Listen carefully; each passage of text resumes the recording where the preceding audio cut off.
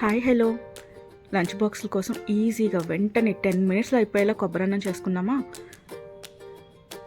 ముందుగా ప్యాన్ పెట్టుకుని ప్యాన్ వేడైన తర్వాత 1 స్పూన్ ఆయిల్ 1 స్పూన్ నెయ్యి వేసుకుని వేడి చేసుకోవాలి. ఇందులో మనకు అవసరమైన పోపు దినుసులన్నీ వేసేసుకోవాలి.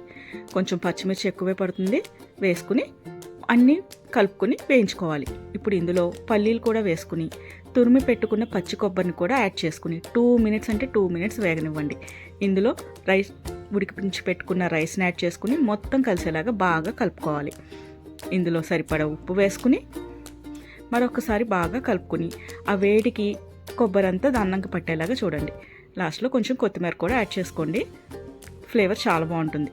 దించే ముందు ఒక 2 స్పూన్స్ నెయ్యి మళ్ళీ యాడ్ చేసుకున్నారంటే చాలా ఫాస్ట్గా అయిపోయే కొబ్బరన్నం రెడీ. లంచ్ బాక్స్లోకి చాలా ఎమ్మీగా ఉంటుంది. తప్పకుండా ట్రై చేయండి. Thank you.